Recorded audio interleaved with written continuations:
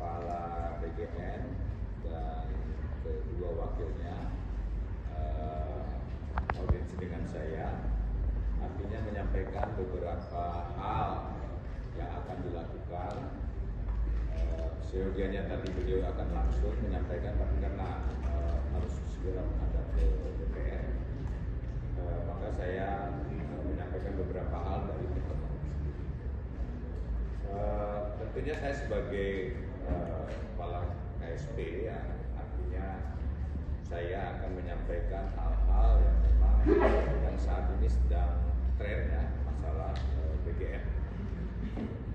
Yang pertama adalah tentang refocusing untuk penerima manfaat.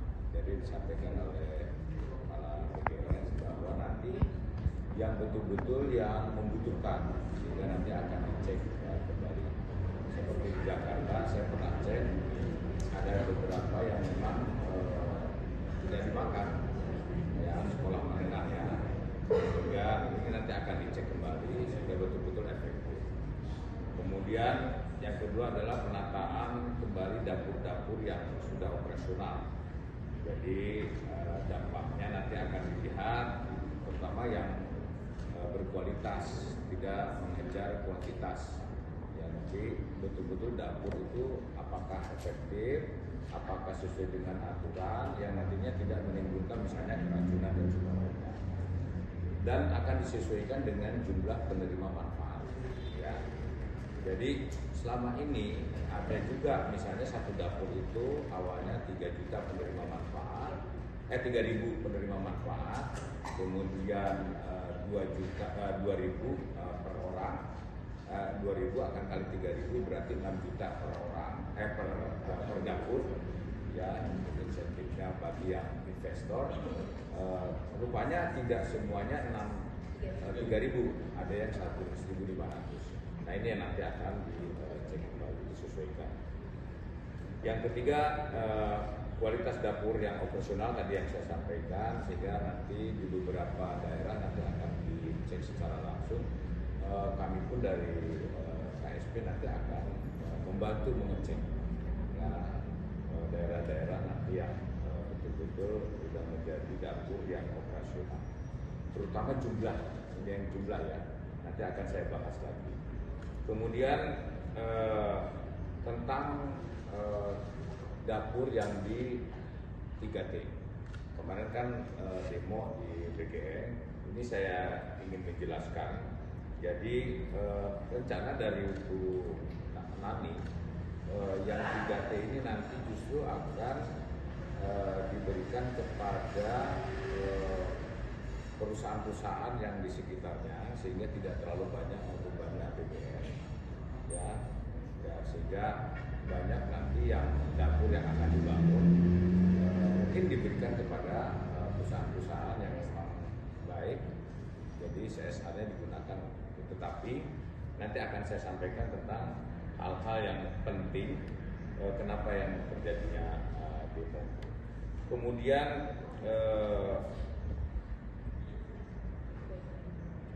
ada juga disampaikan dari Bu Nani tentang dampak dari jual beli titik. Nah, jual beli titik demikian.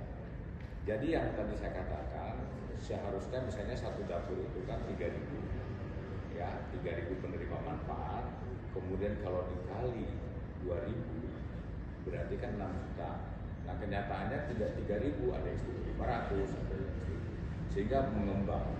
Kalau kita hitung, ya, dapur ini sekarang ada 27.877 total secara keseluruhan, ya, yang operasional. Kemudian penerima manfaat itu sekitar 63 juta, ya. Kalau satu dapur saja ini misalnya 3.000, berarti sebetulnya hanya 22.000, tidak 27.000. Nah, yang 5.000-nya ini mana? Kan begitu kan? Nah, ini yang terjadinya, yang akhirnya yang harusnya 3.000 menjadi 1.500. Akhirnya pembesaran, tetapi yang 1.500 itu dikasihnya tetap 6 juta, ya, per harinya. Nah, ini yang terjadi penggelembungan, sehingga nantilah itu proses hukum lebih lanjut lah, ya. Kemudian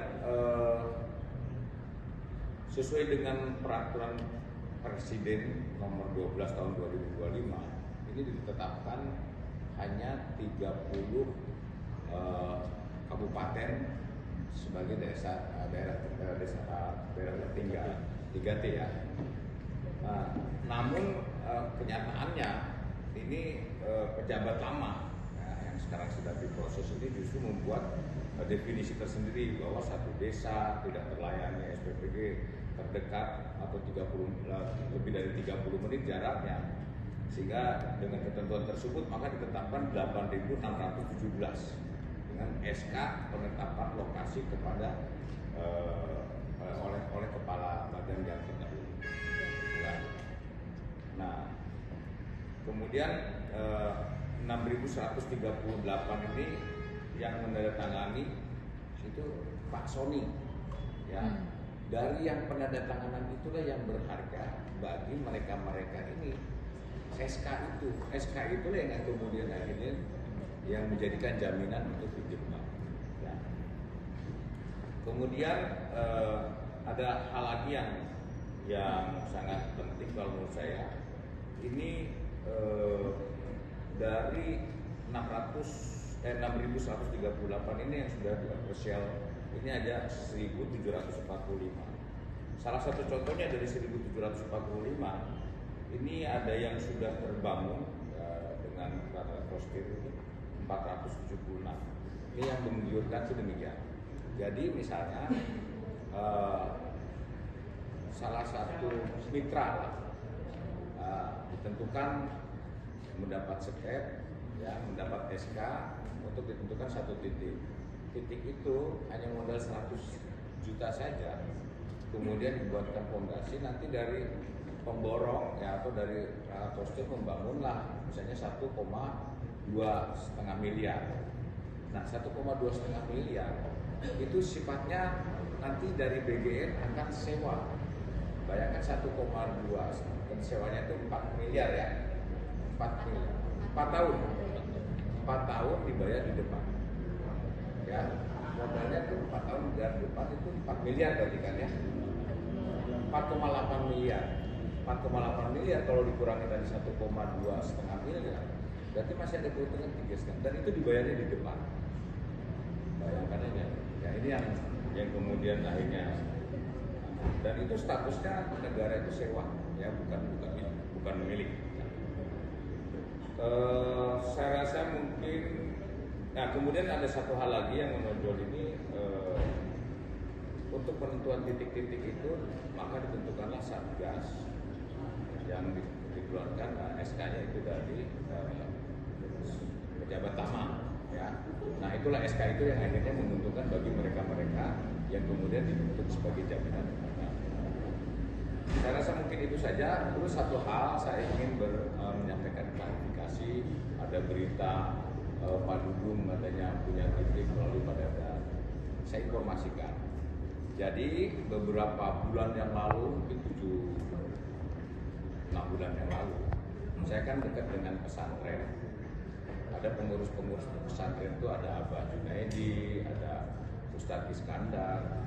Itu menyampaikan kepada saya bahwa ada program memang pesantren ya untuk sebagai sasaran penerima manfaat. Karena pesantren itu kan ada santri yang 4.000, ada yang 5.000, sehingga bisa ditetapkan sebagai titik untuk dapurnya.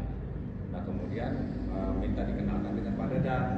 Saya sampaikan Pak Dadan ini ada pesantren yang sudah siap, ya sudah ditentukan, dia sudah mulai secara administrasi sudah siap.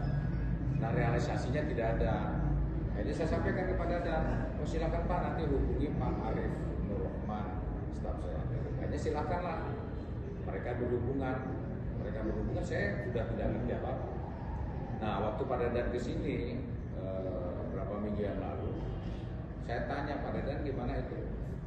Rupanya sampai sekarang prosesnya pun belum selesai, bangunnya dapurnya pun belum terbangun. Saya tanya Abah Junaidi dan sebagainya.